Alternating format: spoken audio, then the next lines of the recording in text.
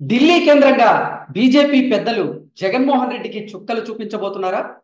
అందులో భాగంగానే కేంద్ర హోంశాఖ మంత్రి అమిత్ షా ఇప్పటి వరకు జగన్మోహన్ రెడ్డికి అపాయింట్మెంట్ ఫిక్స్ చేయలేదా అంటే అవుననే సమాధానం ఇస్తున్నారు కొంతమంది రాజకీయ విశ్లేషకులు. ఇక ఇదే అంశానికి సంబంధించి మనతో మాట్లాడేందుకు టీడీపీ ఎక్స్ ఎమ్మెల్సీ రామకృష్ణ గారు మనతో ఉన్నారు. ఆయనతో మాట్లాడు. సార్ నమస్తే సార్. నమస్కారం కృష్ణ గారు. రామకృష్ణ గారు, ఢిల్లీ కేంద్రంగా బీజేపీ పెద్దలు జగన్మోహన్ రెడ్డికి చుక్కలు చూపించబోతున్నారా? అందులో భాగంగానే అమిత్ షా గారు జగన్మోహన్ రెడ్డికి ఇప్పటి వరకు అపాయింట్మెంట్ ఫిక్స్ చేయలేదా అంటే ఏం చెప్తారు సార్? అంటే కృష్ణ గారు, దేనికైనా కొన్ని హద్దులు ఉంటాయి. హ్మ్. దేనికైనా సహనం ఉంటుంది, పేషెన్స్ ఉంటుంది. నేను అనుకోవటం బీజేపీకి కూడా ఆ సహనం నశించిపోయిందని చెప్పని నేను అనుకుంటున్నా. ఓకే. గత 5 సంవత్సరాలుగా ఈ రాష్ట్రంలో జగన్మోహన్ రెడ్డి చేస్తున్నటువంటి పాలనను చూసి ఈ రాష్ట్రంలో ఉండేటటువంటి ప్రజలే కాదు, ప్రపంచంలో ఉన్నటువంటి ప్రతి తెలుగు వాళ్లే కాకుండా జాతీయ మీడియా కూడా అసహించుకునేటటువంటి పరిస్థితి. బహుశా ఇంతవరకు ఈ రాష్ట్రంలో ఇంత దుర్మార్గమైనటువంటి, ఇంత ప్రజా వ్యతిరేకమైనటువంటి ముఖ్యమంత్రి హ్మ్. ఇంతవరకు లేడు అని చెప్పానంటే అది అతిశయోక్తి కాదు. ఇవాళ ఆయన చేసినటువంటి అఘాయిత్యాలు, హ్మ్. ఆయన చేసినటువంటి ప్రజా వ్యతిరేక కార్యక్రమాలు, ప్రజాస్వామ్య వ్యతిరేక కార్యక్రమాల గురించి చెప్పాలంటే చాంతాడంత ఉంటుంది. మీరు ఇచ్చినటువంటి సమయం సరిపోదు.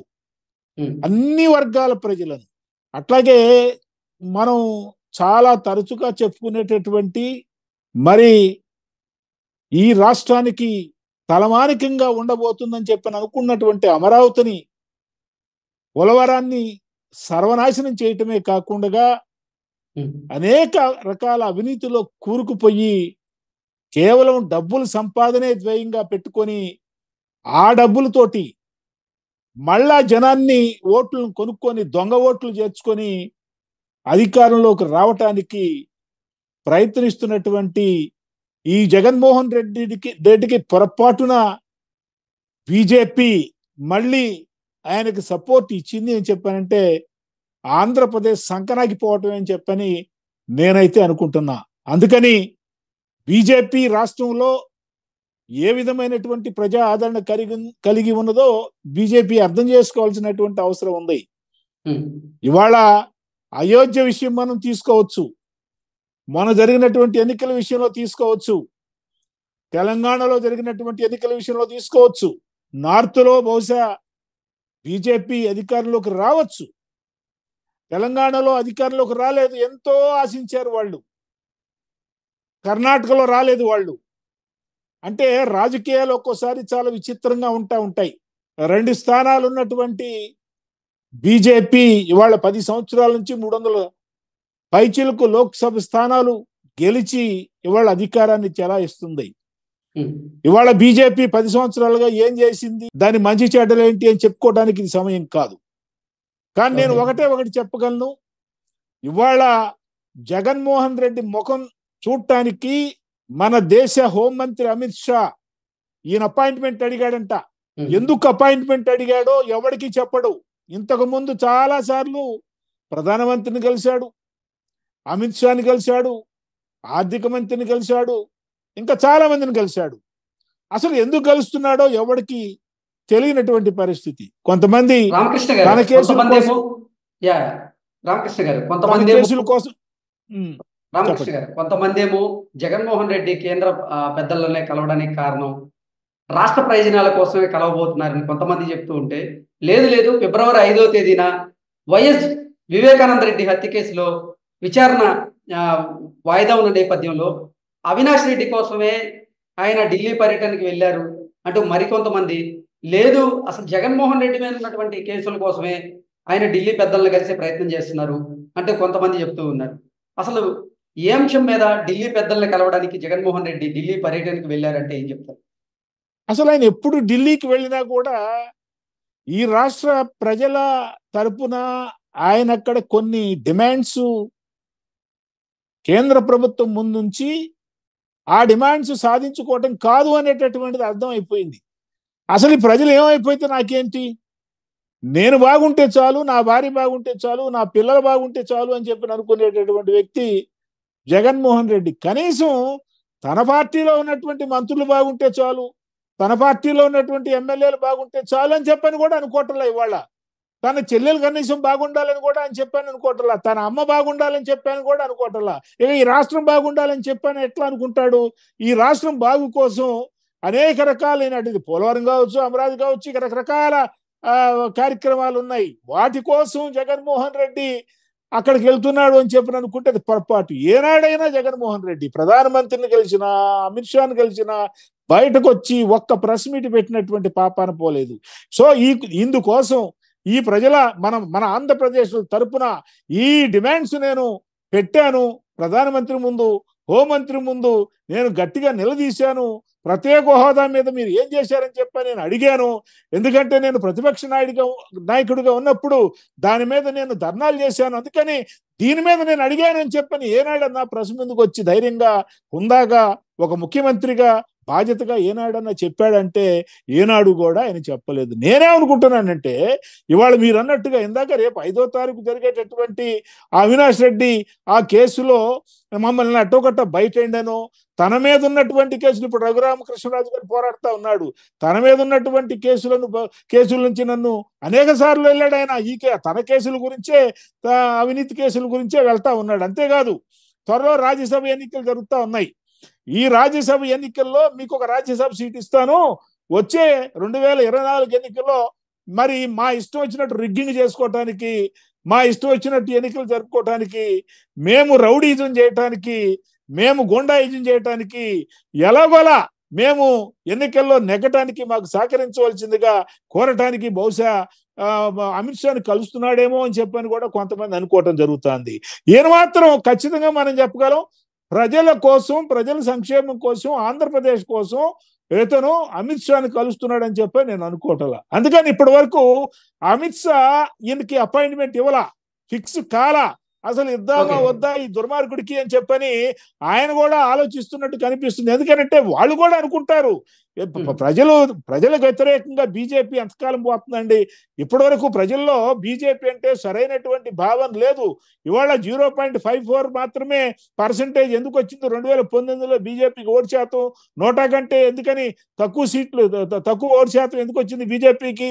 అందుకని బీజేపీ అసలు ఒక్క ఎమ్మెల్యే సీటు వస్తుందా రాదా అనేటటువంటి దాన్ని పక్కన పెడితే విస్తృతంగా ఆలోచించి, ప్రజా ప్రయోజనాలను ఆలోచించి ఇవాళ బీజేపీ జగన్మోహన్ రెడ్డిని ఏమాత్రం కూడా అనుమతించకూడదు. జగన్మోహన్ రెడ్డిని అమిత్ షాని కలిస్తే ప్రజలకి తప్పుడు సంకేతాలు వెళ్ళేటటువంటి అవకాశం ఉంది గనక, మీరంటే ఇంకా ప్రజల్లో వ్యతిరేక భావన వచ్చేటటువంటి అవకాశం ఉంది గనక నేనేమంటానంటే బీజేపీ పెద్దలందరికీ including home minister Amit Shah గారికి జగన్మోహన్ రెడ్డిని మీ దగ్గరకు రానియకండి, తరిమేయండి అని చెప్పారంట. ఎందుకనంటే ఇవాళ చెప్పండి రామకృష్ణ గారు, జగన్మోహన్ రెడ్డి అమిత్ షా అపాయింట్మెంట్ కోరారు, కానీ అమిత్ షా గారు ఇప్పటి వరకు టైం అయితే ఫిక్స్ చేయలేదు. ఎందుకు ఫిక్స్ చేయలేదు అనేది ఇప్పుడు ఒక వార్త ప్రధానంగా చర్చనీయాంశంగా మారింది. అది ఏంటి అంటే, రానున్న ఎన్నికల్లో టీడీపీ జనసేన పొత్తులో భాగంగా వెళ్తున్నాయి. ఆ పొత్తులో, ఆ కూటమిలో కలిసేందుకు బీజేపీ కూడా సిద్ధంగా ఉంది.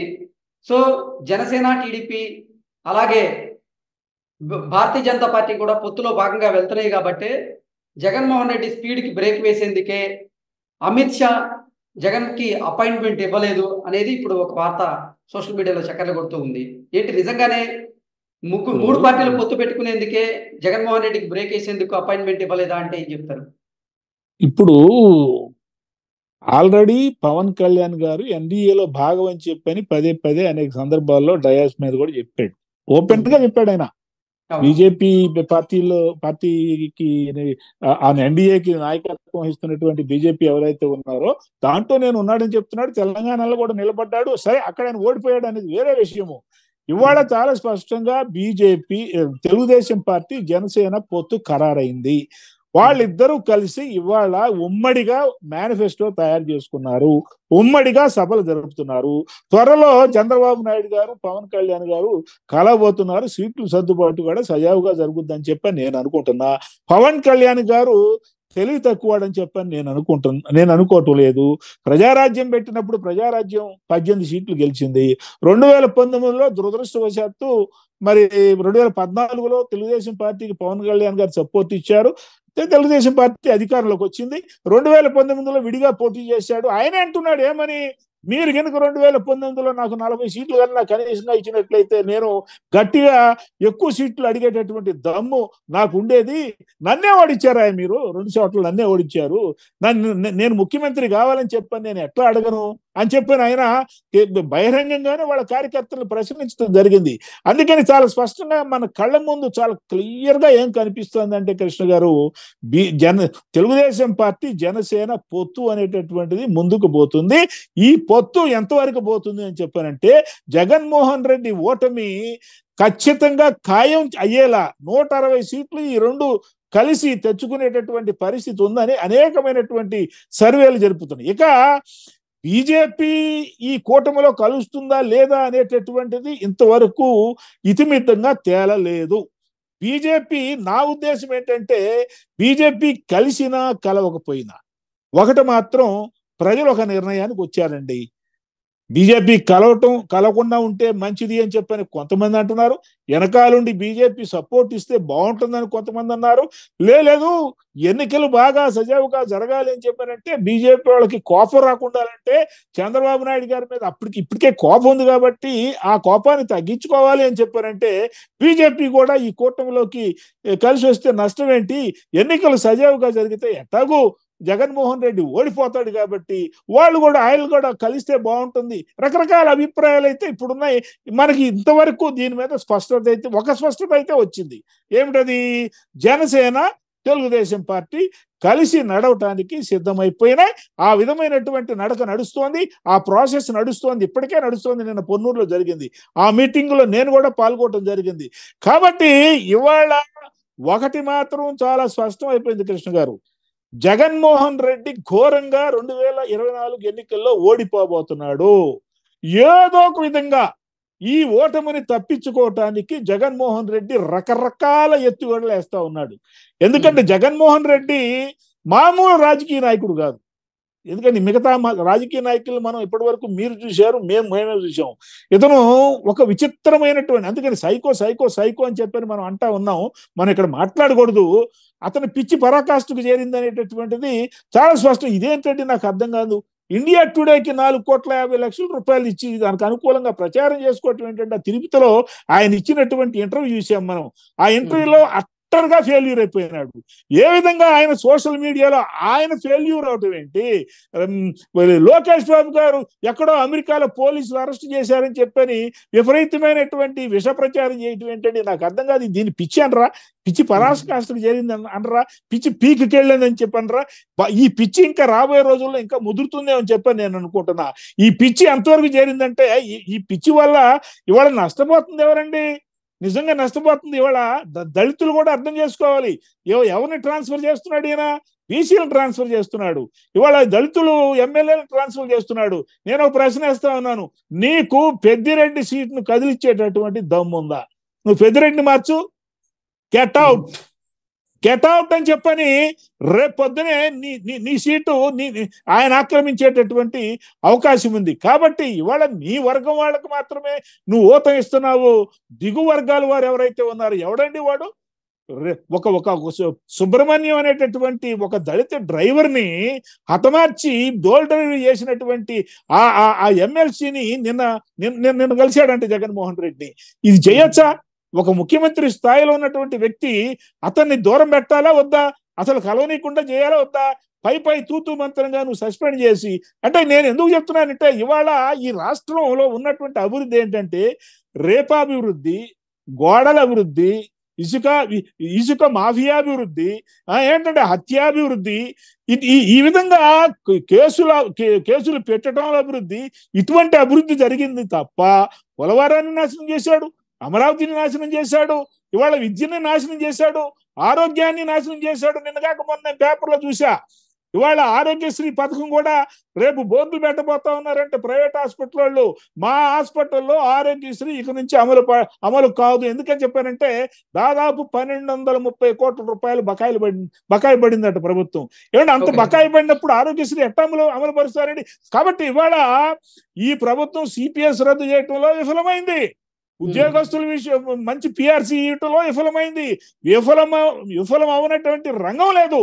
ఇతను ప్రభుత్వ యంత్రాంగం అంతా కూడా జగన్మోహన్ రెడ్డికి వ్యతిరేకంగా సామాజిక సాధికార యాత్ర కూడా విఫలమైంది. సామాజిక సాధికార యాత్ర కూడా విఫలమయ్యేటటువంటి పరిస్థితి. ఈ 4.5 సంవత్సరాలు 5 సంవత్సరాలు జగన్మోహన్ రెడ్డి కేవలం తాను డబ్బులు సంపాదించుకోవటానికి మాత్రమే ఈ పరిపాలన ఉపయోగించుకున్నాడు. ఈ విషయం పాపం జనానికి 2019లో ఇతను అసలు యొక్క వేషం ఇంత దుర్మార్గుడు అని చెప్పని, వీడొక దెయ్యం అని, వీడొక పాపిష్టం అని, ఒక అరిష్టం అని చెప్పని తెలుసుకోవాలా. కానీ ఇప్పుడు తెలుసుకున్నారు. జనం అన్ని వర్గాల వారు తెలుసుకున్నారు. అందుకని రేపు 2024లో తన ఓటమి ఖాయమైపోతుందని చెప్పని అతనికి అర్థమైపోయింది. నమస్కారం.